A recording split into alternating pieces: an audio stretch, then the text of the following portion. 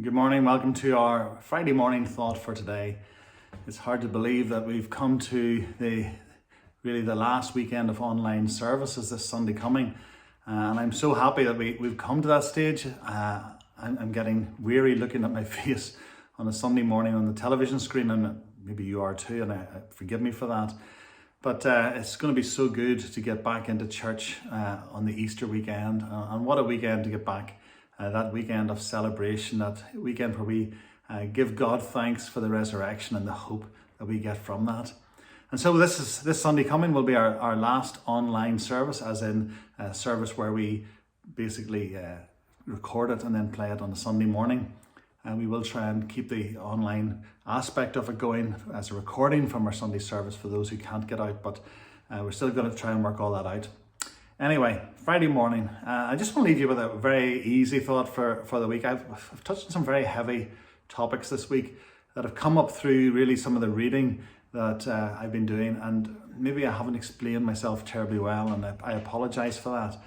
But I just want to leave you with not a terribly heavy theological thought, but something which a commentator mentioned, which I've been thinking about since then for different reasons. And it's really found in the last part of our reading in verse 6. So verse 6 reads, "And he marvelled because of their unbelief." Okay, we know that. And I could preach 100 sermons on that passage, but we're not going to do that this morning. But then there's this sentence that's tagged onto the end of that verse before we start into verse 7, where he calls the 12 to him and he commissions them, etc. There's this little sentence that says, "And he went about among the villages teaching." So Nazareth, even though Nazareth wasn't a huge city, even though it wasn't recorded in like many of the cities in the Middle East that way, there was a sense that Nazareth was a big enough town to maybe be called a large town, maybe a small city. Some commentators say it was only large towns or small cities that had synagogues in them. But the fact that there was this place where lots of people lived, and because of that, there was a natural sense of, well, we're not going to believe anything that challenges our way of life. We're a city, we're doing fine by ourselves, everything's going on very well.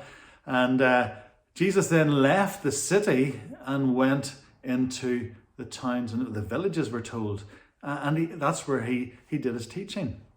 And one commentator threw up the question, maybe it's a case of the cities, places where people live in great number, are places where it's harder for the gospel to take root than it is in the countryside, in the towns and villages.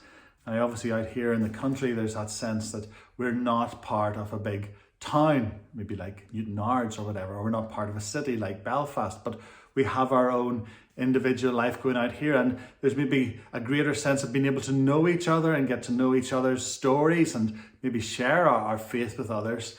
But I wonder, is there a case there, and I'm just throwing this out as a question this morning, is it easier for the gospel to take root in small villages and in the countryside than it is in the cities?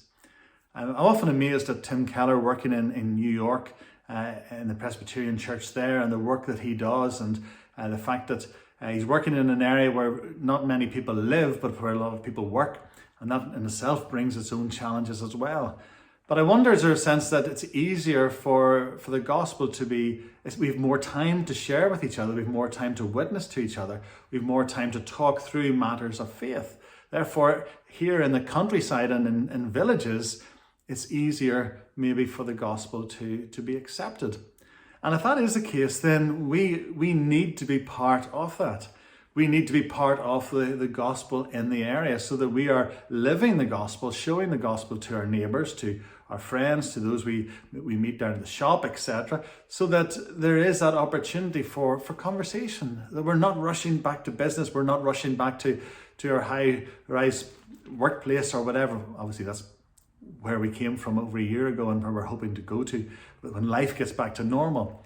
But is there a sense that here in the country, in the villages, there is a greater opportunity for sharing the gospel? And so the challenge is, if that is the case, what are we doing about it? What are you doing about it? Do your neighbours know about your faith?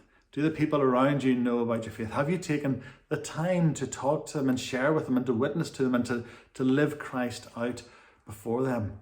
In the city, people brush past each other and they're rushing here, rushing there. And so maybe it's difficult for the gospel to take root in the big towns and cities.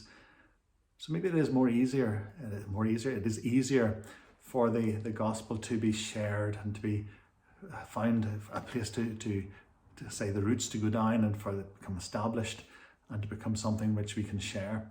So that's something for you to think about over the weekend. It's not a thought that should change an awful lot, but maybe it's a thought that, maybe we should be investing more in those around us, in our neighbours and the people who know who we are, so that there is that opportunity for gospel work to be done. I don't know what you're going to do with your weekend, but you've got an opportunity of letting those around you know a little bit more about what you believe and why you believe it. And if you're maybe watching this and you're not sure about this whole Christianity thing and maybe nobody's taken time to explain it, please get in touch so that I can share it with you or someone else can share it with you. We'd love the opportunity to chat to you.